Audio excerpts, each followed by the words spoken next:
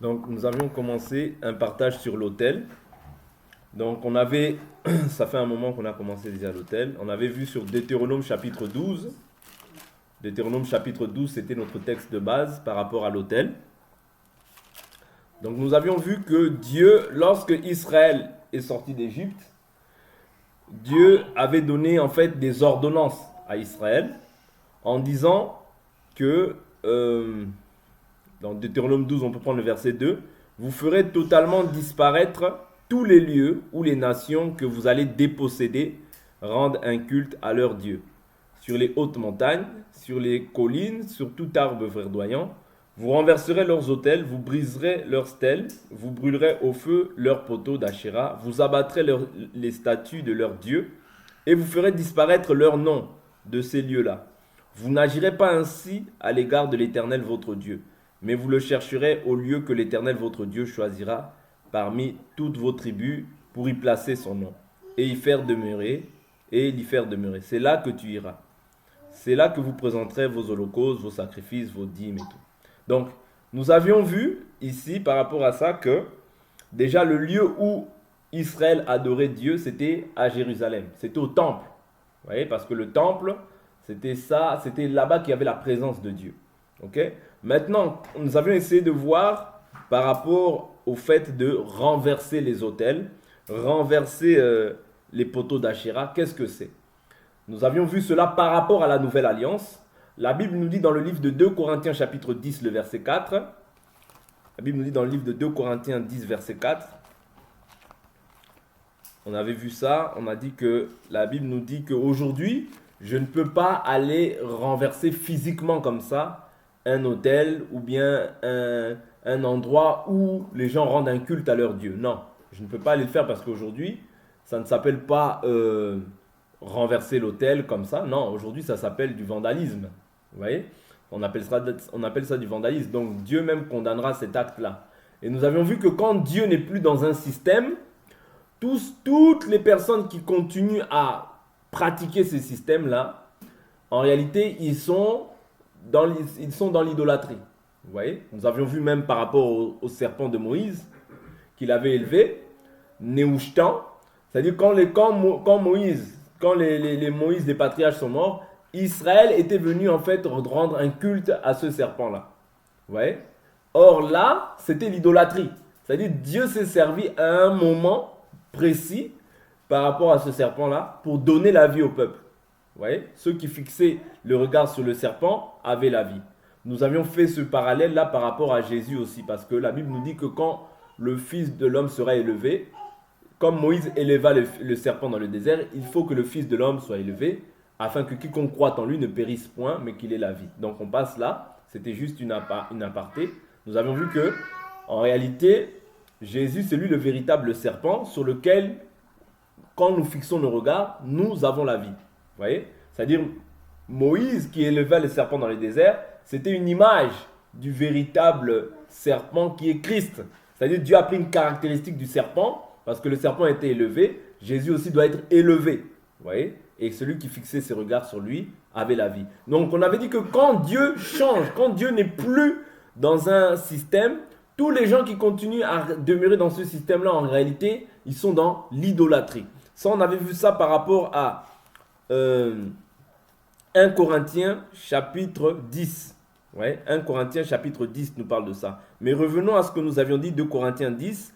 La Bible nous dit, car les armes avec lesquelles nous combattons, ouais, ne sont pas charnelles, mais elles sont puissantes devant Dieu pour renverser des forteresses. Nous renversons les raisonnements et toute hauteur qui s'élève contre la connaissance de Dieu, et nous amenons toute pensée captive à l'obéissance de Christ. Aujourd'hui, ce que nous devons faire, c'est renverser les raisonnements. Vous voyez? Les hauteurs, les forteresses et toute pensée qui s'élève contre la connaissance de Dieu, afin de ramener toute pensée captive à l'obéissance de Christ. C'est-à-dire qu'aujourd'hui, je ne peux plus aller renverser un hôtel, renverser un bâtiment. Non. Dieu l'avait permis en ce temps-là. Pourquoi? Parce que c'était Dieu lui-même qui était en fait l'auteur de cette chose-là. Mais aujourd'hui, si on fait cela, ça n'a plus rien à voir avec le Seigneur. Ce n'est pas du zèle. Or, avant, quand quelqu'un faisait cela sous la loi, comme Dieu avait permis ça, comme Dieu avait ordonné ça, voilà pourquoi Dieu, en fait, quand il approuve les voies d'un homme, il dispose même ses ennemis à la paix avec lui. Voilà pourquoi Israël, quand il captivait une ville, il devait en fait la livrer, comment on dit ça? La livrer à l'interdit. Vous voyez? Il devrait la livrer à l'interdit. Ça veut dire tout détruire. Pourquoi? Pour que Israël ne puisse pas avoir le même comportement ou les mêmes attitudes que les nations. Vous voyez? Parce que Dieu, dans Lévitique 18, nous avions vu que les nations s'accouplaient parents avec parents, fils avec maman, ils pouvaient voir leur nudité, ils pouvaient faire passer leur fils par le feu. Et Dieu a vomi, vous voyez, ces nations-là. Et Dieu l'a dit, il n'en sera pas ainsi pour vous. Vous voyez? Ça veut dire que Israël, parmi toutes les nations, eux, avaient un enseignement qu'ils ne pouvaient pas, renverser, qu'ils ne pouvaient pas rejeter. Ils devaient observer les commandements du Seigneur. Parce que la loi disait que celui qui mettra cette loi en pratique vivra par elle. Vous voyez? C'est ça la loi. La loi, tu dois observer la loi pour vivre par la loi. Ok? Mais les nations, eux, avaient leur rite, leur culte, leur manière de vivre. Donc aujourd'hui, qu'est-ce que c'est que les autels? Nous avions vu que l'autel, c'est un enseignement. Ok? Par rapport à l'écriture de Josué, pardonnez-moi. Josué, par rapport à l'écriture de Josué, chapitre, on ne va pas relire tout ça, mais je vous donne juste l'écriture. Josué, chapitre 22, si vous lisez en long et en large, vous allez voir que la tribu des Gadites et des Rubénites, ils avaient élevé un autel. Et cet autel-là, quand les Israélites ont entendu ça, ils sont tous venus, toutes les tribus sont venues. Pourquoi? Pour pouvoir maintenant détruire. Donc, il fallait qu'ils donnent un compte rendu pour quelles raisons ils avaient élevé cet autel. Parce qu'en Israël, Dieu en fait avait instauré le système de la théocratie. La théocratie, c'est quoi? La théocratie, c'est quand Dieu règne au milieu du peuple. Ça veut dire que lorsque une personne péchait en Israël, c'est-à-dire le péché de la personne engageait toute la nation. Vous voyez? Le péché de la personne engageait toute la nation. Ça veut dire qu'à cause d'une personne, vous tous, vous pouvez mourir. Vous voyez? Vous pouvez être amené à mourir ou bien il peut y avoir une plaie qui va se déclencher au milieu de vous et cela va tuer peut-être beaucoup de personnes, même des innocents. Vous comprenez? Donc, voilà pourquoi quand Israël a entendu ces choses-là, directement ils se sont levés, vous voyez? Tous y sont allés pour pouvoir dire qu'est-ce que c'est que cet autel que vous avez élevé, parce que nous ne nous sommes pas déjà purifiés, vous voyez, du culte de Baal Péor, vous voyez, du culte de Baal Péor, là où les Israélites c'était, les femmes israélites s'étaient accouplées avec des païens, vous voyez, accouplées avec des païens, et maintenant par la suite ils ont commencé à rendre un culte à leur Dieu. Et maintenant, la plaie s'est développée en Israël et ça a fait plusieurs morts. Donc, comme en Israël, c'était ça. C'est-à-dire, si un seul péché, le péché était maintenant dans toute la communauté. Ça veut dire que, à cause de ça, même Israël parfois perdait des combats. Vous voyez? Perdait des combats parce qu'il y avait le péché. Vous voyez? Donc, quand Israël perdait un combat, ça veut dire qu'il devait savoir qu'il y a un péché qui s'est manifesté. Il y a quelqu'un qui a péché dans la communauté. Vous voyez? Donc on doit chercher à identifier qui a péché pour que cette personne-là soit même parfois tuée pour son péché. Quand on prend le cas de Akan, vous voyez, vous allez voir dans Josué chapitre 7, je crois, quand on prend le cas de Akan, à cause d'une seule personne, vous voyez, le péché, Josué chapitre 7, vous pouvez voir ça, le crime d'Akan a fait en sorte que plusieurs puissent mourir en Israël. Ok? Donc nous avons vu l'autel étant l'enseignement. Donc aujourd'hui, en fait, nous devons résister, nous devons renverser les raisonnements. Je ne peux plus renverser un autel physique, non. L'autel aujourd'hui que je dois renverser, c'est les faux enseignements. Je dois les renverser comment? Par la parole. Ça veut dire qu'un faux enseignement, on le renverse comment? En ramenant le véritable enseignement. C'est comme ça qu'on renverse. En ramenant le véritable enseignement. Nous renversons les raisonnements. Vous voyez, parce qu'il y a beaucoup de gens qui ont des raisonnements, qui ramènent des raisonnements dans les choses de Dieu. Or, nous devons renverser les raisonnements. Comment? Toujours par la parole.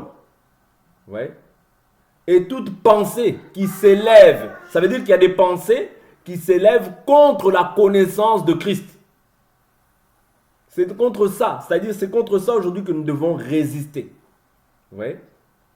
Contre ces choses-là que nous devons résister. Nous n'oublions pas aussi qu'il y a les esprits méchants dans les lieux célestes, les dominateurs des ténèbres d'ici-bas. Vous voyez? Donc les esprits méchants sont dans les lieux célestes. Nous les chassons parce que Dieu nous a donné les armes.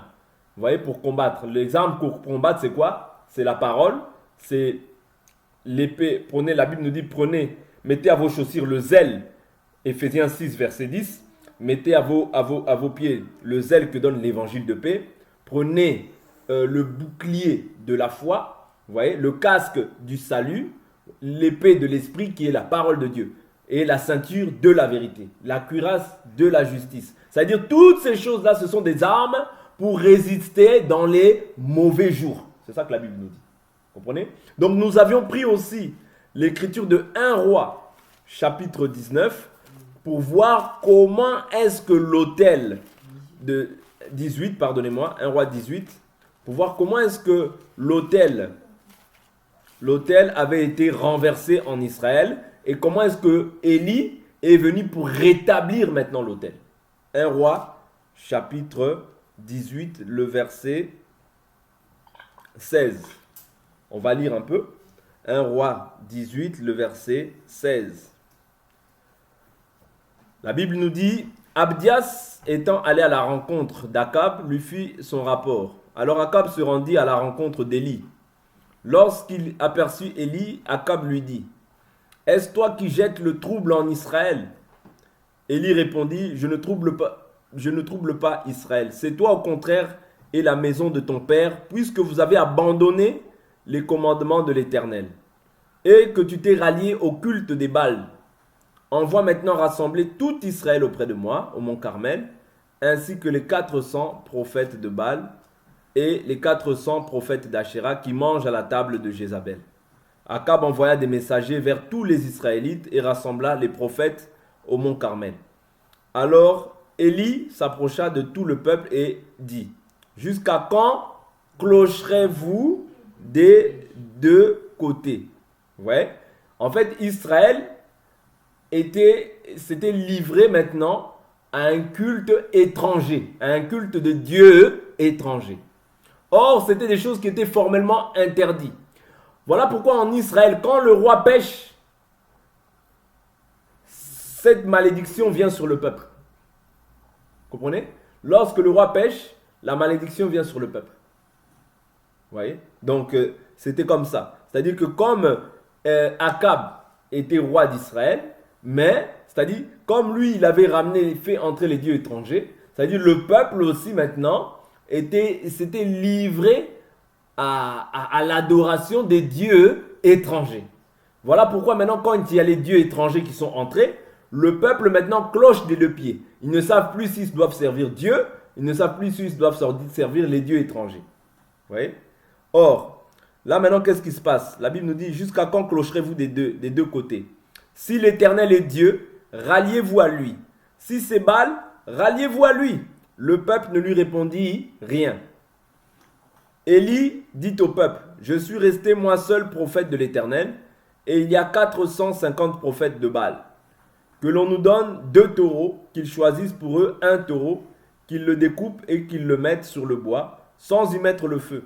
Quant à moi, je préparerai l'autre taureau, et je le placerai sur le bois, sans y mettre le feu. Puis, invoquez le nom de votre Dieu, j'invoquerai le nom de l'Éternel. Le Dieu qui répondra par le feu, c'est celui-là qui sera Dieu. Tout le peuple répondit, d'accord. Élie dit au prophète de Baal, choisissez pour vous un taureau, préparez les premiers, car vous êtes les plus nombreux. Invoquez le nom de votre Dieu, mais ne mettez pas le feu. Ils prirent le taureau qu'on leur donna et le préparèrent, et ils invoquèrent le nom de Baal depuis le matin jusqu'à midi, en disant, Baal, réponds-nous. Mais il n'y eut ni voix ni réponse. Ils sautaient devant l'autel qu'ils avaient fait. Ici, c'est les prophètes de Baal. Vous voyez? Les prophètes de Baal, donc, ils n'avaient pas Dieu. Voilà. Là, à midi, Élie se moqua d'eux et dit, criez à haute voix, puisqu'il est Dieu. Il pense à quelque chose, ou il est occupé, ou il est en voyage. Peut-être qu'il dort et qu'il se réveillera. Ils crièrent à pleine voix et ils se firent, selon leur coutume, des incisions avec des épées, avec des lances, jusqu'à ce que le sang coule sur eux. Vous voyez ce que Dieu ne voulait pas? Lorsqu'on regarde dans Lévitique chapitre 17-18 par là, on voit que Dieu dit, tu ne feras pas d'incision. Vous voyez? Comme Israël était dans le trouble, comme Israël ne servait plus le véritable Dieu, c'est-à-dire maintenant les choses, les coutumes étaient entrées en Israël. Or, la coutume véritable que Israël devait respecter, c'est la parole de Dieu. Mais comme la parole de Dieu s'était écartée d'eux, la Bible, voilà pourquoi la Bible nous dit, celui qui abandonne la loi loue le méchant. Vous comprenez? Donc, ici maintenant, ils prenaient les traditions des coutumes et non plus les traditions de la parole. Ils n'observaient plus la loi. Des incisions, je prends verset 29. Lorsque midi fut passé, ils prophétisèrent jusqu'au moment de la présentation de l'offrande. Mais il n'y eut ni voix, ni réponse, ni signe d'attention. Élie dit alors à tout le peuple, approchez-vous de moi. Tout le peuple s'approcha de lui. Alors Élie rétablit l'autel. Ah, c'est ce que nous avions vu. Ça veut dire que Élie ne pouvait pas rebâtir sur le même autel. Pourquoi? L'autel, je vous dis, c'est l'enseignement. Voilà pourquoi Paul, dans le livre de 1 Corinthiens chapitre 3, il nous dit, verset 9, 10, il nous dit que chacun prenne garde à la manière dont il bâtit dessus. Car personne ne peut ajouter un autre fondement à celui qui a été posé, à savoir Jésus-Christ. Vous comprenez? Ici, on ne peut pas bâtir sur un fondement qui est mauvais. Parce que l'autel, je vous dis, c'est l'enseignement. Vous voyez? Si l'enseignement est mauvais, on ne peut pas bâtir sur un enseignement mauvais. On doit renverser l'autel afin de rétablir l'autel conformément à la volonté de Dieu. Souvenez-vous, je vous avais dit aussi que lorsque Moïse, Dieu lui avait dit de construire le tabernacle, Dieu lui a dit, fais le tabernacle selon le modèle que tu as vu sur la montagne. Or, la montagne représente le ciel. Ça veut dire que quand on rend un culte à Dieu, ou bien quand on adore Dieu, on doit l'adorer selon le modèle du ciel. On ne peut pas l'adorer selon notre pensée, selon notre philosophie. Parce que sinon, cette adoration-là devient une fausse adoration. Et par surcroît, je suis maintenant non plus en communion avec le véritable Dieu, mais je suis en communion maintenant avec les démons. C'est très important. N'oublions pas ces choses-là. Voilà pourquoi l'autel, c'est la base. Souvenez-vous, Paul, lorsqu'il marchait dans les rues d'Athènes, je crois, il a dit, Athéniens, vous êtes religieux à tous égards. Vous voyez? J'ai même vu un autel, un Dieu inconnu. Vous voyez? Un Dieu inconnu. Vous voyez? C'est-à-dire l'autel ici, c'est-à-dire les gens se réunissaient, mais pour un Dieu inconnu. Pourquoi? Parce que tu dois savoir ce que tu adores. Voilà pourquoi Jésus l'a dit. Jésus, quand il était venu, il avait dit quoi à la femme samaritaine? Vous ne savez pas ce que vous adorez. Nous, il a dit, vous adorez ce que vous ne connaissez pas. Vous voyez? Jésus, il a dit ça. Vous n'adorez ce que vous ne savez pas. Mais l'heure vient, et elle est déjà venue, où les vrais adorateurs. Ah, ça veut dire qu'il y a des gens qui adorent, mais qui adorent pas conformément à l'autel. Parce que pour adorer véritablement le véritable Dieu, il faut observer d'abord l'autel. Si l'autel n'est pas conforme à la parole de Dieu, je n'adore pas. Parce que là, je vais attirer la colère de Dieu sur ma vie. Est-ce que vous comprenez? C'est ça que Paul dit. Êtes-vous plus fort que lui? Vous voyez? C'est-à-dire que je vais attirer la colère de Dieu sur ma vie lorsque je me détourne maintenant de l'autel qui est le véritable fondement des apôtres et des prophètes. Vous comprenez? Donc ici, Élie était d'abord obligé de renverser l'autel. Donc, qu'est-ce qui se passe? Élie rétablit l'autel de l'Éternel qui avait été renversé. Vous voyez? C'est-à-dire l'autel avait été renversé. Comment est-ce qu'il a été renversé? Parce que maintenant, le modèle n'était plus bon. Le modèle n'était plus conforme. Donc maintenant, Élie, comment est-ce qu'il va bâtir l'autel? Il ne va pas bâtir l'autel selon ses pensées. C'est interdit. C'est strictement interdit de ramener un autel selon ses pensées. Nos pensées n'ont rien à voir dans la parole.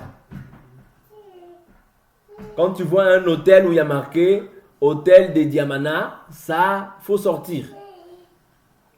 Oh, église, ministrise, un tel, faut sortir. L'hôtel n'est mauvais. Ouais. C'est l'hôtel qui va désigner l'adoration que nous allons faire à Dieu. Ouais. C'est l'autel qui va déterminer l'adoration. Si l'autel n'est pas conforme, Dieu ne descend pas.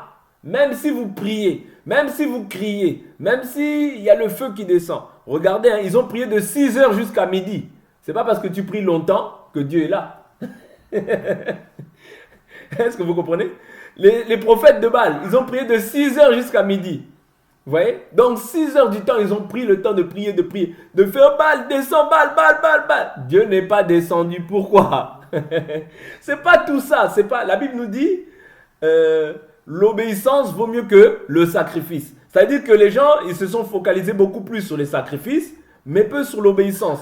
Or, l'obéissance est d'abord liée à l'autel. Parce que même si tu es obéissant comme ça de nature, mais si l'autel n'est pas respecté, tout ce que tu fais, c'est la philosophie des hommes. Voilà pourquoi Moïse était intelligent. La Bible nous dit que Moïse a été instruit selon la sagesse des Égyptiens. Mais Moïse, lorsqu'il s'agissait de construire le tabernacle, il doit oublier son intelligence. Il doit oublier son intelligence, c'est-à-dire il doit suivre seulement le modèle du ciel. C'est très important ces choses. Parce que le modèle du ciel, c'est ça qui nous sauve. En dehors du modèle du ciel, il n'y a pas d'autre modèle. Il n'y a pas deux modèles, il n'y a qu'un seul modèle. Je continue. Je suis au verset 31. Élie prit 12 pierres. Pourquoi il prend 12 pierres? Il ne prend pas 12 pierres par hasard. Parce que Dieu, quand il s'était révélé à Abraham, à Isaac, à Jacob. C'est-à-dire à la descendance d'Abraham. Voilà pourquoi nous disons que nous sommes fils d'Abraham par la foi. Vous voyez? Nous sommes fils d'Abraham par la foi. Parce que c'est lui qui a manifesté la foi. Donc nous, quand nous croyons aussi en Jésus-Christ, nous devenons maintenant fils d'Abraham. Parce que c'est à lui que Dieu s'était révélé. Et c'est lui que Dieu a agréé parce qu'il a marché par la foi. Et c'est avec lui que Dieu a conclu une alliance. Voilà pourquoi aujourd'hui, si nous croyons, nous devons croire au Dieu d'Abraham, d'Isaac, de Jacob. C'est ça que Élie a fait. Élie ne peut pas dire non, bon, moi aussi je mets une pierre pour Élie. Non! Le modèle par excellence, le modèle par lequel on invoquait Dieu en Israël, c'était Abraham, Isaac, Jacob. Pas Moïse, non. Même si dans certaines choses, dans certaines écritures, on peut voir le Dieu de Moïse. Mais Dieu voudrait qu'on l'invoque par rapport à Abraham, Isaac, Jacob. C'est tout. Ça s'arrête là. Vous voyez? Donc, le modèle des Israélites, c'était ces trois-là. Donc, si on invoque Dieu d'une autre manière, ça ne passe pas. Élie dit à tout le peuple, approchez-vous de moi. Tout le peuple s'approcha. Alors, Élie rétablit l'autel de l'Éternel qui avait été renversé. Élie prit 12 pierres, d'après le nombre des tribus des fils de Jacob, à qui la parole de l'Éternel avait été adressée en ces termes. Israël sera ton nom. Ça veut dire Dieu n'est pas le Dieu de tout le monde. Faut oublier ça. Dieu est le Dieu d'Israël. Ouais. Or, Israël, c'est Jacob qui a lutté avec Dieu et qui a été trouvé vainqueur. Vous voyez? Et il dit quoi encore par la suite? Il bâtit avec ses pierres un autel au nom de l'Éternel. Il fit autour de l'autel un fossé de la capacité de 2 mesures de semences. Il arrangea le bois, découpa le taureau et le mit sur le bois. Puis il dit, remplissez d'eau 4 cruches, versez-les sur l'holocauste et sur le bois. Faites-le une seconde fois. Ils le firent seconde fois. Il dit, faites-le une troisième fois. Ils le firent une troisième fois. L'eau coula sur l'autel et l'on remplit d'eau le fossé. Au moment de la présentation de l'offrande, Le prophète Élie s'avança et dit, Éternel, là c'est important, Dieu d'Abraham, d'Isaac et d'Israël. Israël, je vous ai dit, c'est Jacob. C'est-à-dire c'est comme ça que Dieu voulait qu'on l'invoque de génération en génération. Le Dieu d'Abraham, d'Isaac et de Jacob. Vous voyez? Il dit que l'on reconnaisse aujourd'hui que c'est toi qui es Dieu en Israël et que je suis ton serviteur et que j'ai fait toutes ces choses par ta parole. Réponds-moi, Éternel, réponds-moi, afin que ce peuple reconnaisse que c'est toi, Éternel, qui es Dieu et que c'est toi qui ramènes leur cœur. Alors le feu de l'Éternel tomba. Il consuma l'holocauste, le bois, les pierres, la terre et il absorba l'eau qui était dans le fossé. Vous voyez, après, les prophètes de Baal se sont fait tuer parce que eux, ils n'avaient pas invoqué Dieu selon le modèle. C'est-à-dire, ils avaient détourné le cœur du peuple vers des dieux étrangers. Vous voyez? Donc, Dieu, il ne s'agit pas de dire Dieu pour dire Dieu. Non. Tu ne peux pas voir quelqu'un qui dit Dieu, mais il brûle les démons. Vous voyez? Quelqu'un qui dit Dieu, mais il envoie les feux sur ses ennemis. Non. Ça, l'autel hein, est mauvais. Le fondement est mauvais. Vous voyez? Voilà pourquoi nous devons faire attention au fondement. Parce que le fondement, c'est ça qui constitue ta vie. Et nous avions vu par là que l'autel, c'est ta vie en réalité. L'autel, c'est toute ta vie. Parce que si le fondement dans ta vie est mauvais, tout ce qui va s'en suivre sera mauvais. Sauf la grâce de Dieu. Vous voyez? Mais si le fondement est mauvais, tout ce qui va être bâti dessus va être mauvais. Vous voyez? Or, la Bible nous dit quoi? Dans le livre de Matthieu, la Bible nous dit qu'une maison qui a été bâtie sur le sable, vous voyez, les vents ont soufflé, les tempêtes sont venues, cette maison s'est ébranlée. Pourquoi? Parce qu'elle était bâtie sur le sable. Mais la maison qui a été bâtie sur le roc, vous voyez, le roc, c'est ça le véritable autel. Parce que Jésus a dit, et toi tu es pierre, et sur cette pierre, c'est-à-dire rocher, sur ce rocher, je bâtirai mon église. C'est-à-dire l'église est bâtie sur la révélation de Jésus-Christ. L'église est bâtie sur le rocher qui est Jésus-Christ. Est-ce que vous comprenez? Vous avez été édifiés. Édifier veut dire construire, bâtir. Sur le fondement quoi? Des apôtres et des prophètes. Jésus-Christ étant la pierre angulaire. Vous voyez? C'est-à-dire nous sommes bâtis sur ce fondement-là. Si aujourd'hui nous détournons de cet autel, si aujourd'hui nous embrassons un autre autel, en réalité cela voudrait dire que nous sommes en relation aussi ou en communion avec des faux dieux. Voilà pourquoi il faut faire attention. Hier nous avions commencé aussi à voir, parce que là j'ai repris un peu des choses que nous avions vues un peu il y a 3, 4, 5 jours.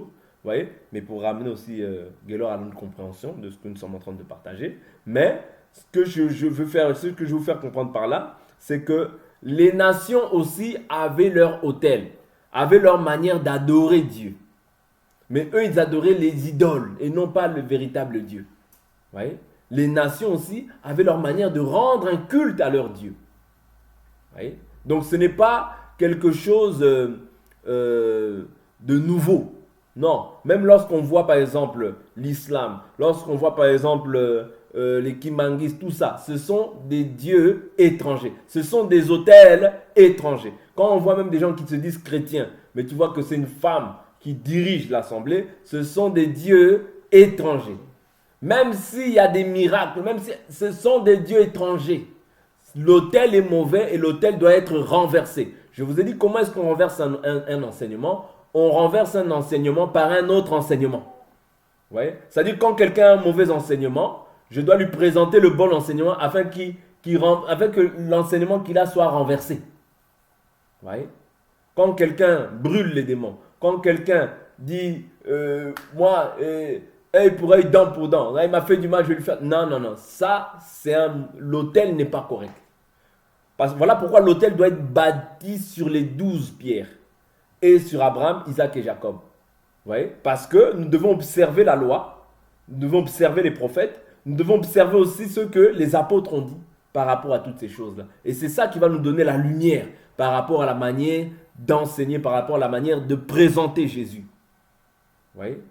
Donc l'autel ici, souvenez-vous que c'est l'enseignement. Aujourd'hui, quand je ne renverse pas des autels physiques, mais je viens renverser un faux enseignement. Je viens renverser les pensées qui s'élèvent contre la connaissance de Dieu afin de les ramener à l'obéissance de Christ.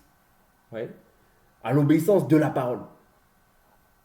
Ouais. Donc je n'ai pas à lutter physiquement contre des individus aujourd'hui, dans la chair, non, parce que nous, notre combat, il n'est plus charnel. Mais en Israël, comme je vous ai dit tout à l'heure, c'était vraiment des combats physiques. Mais aujourd'hui, ce ne sont plus des combats physiques. Ce sont des combats qui sont spirituels. Vous voyez? Donc on va s'arrêter là pour aujourd'hui. On a fait déjà 30 minutes. Donc, on continuera demain par la grâce de Dieu. On essaiera d'évoluer par rapport à ça. Voir aussi comment est-ce que les nations rendraient aussi des cultes à leur Dieu. C'est ce que nous avions débuté hier par la grâce de Dieu. Mais nous verrons ça demain calmement. D'accord? Je veux vraiment déjà que ça soit compris. Vous voyez? Quant à ce qui concerne l'autel.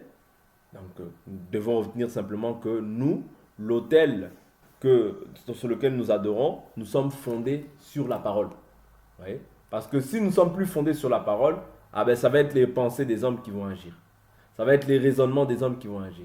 Voilà pourquoi il faut veiller sur le modèle afin de ne pas se détourner ni à gauche ni à droite. Que Dieu vous bénisse. On s'arrête ici.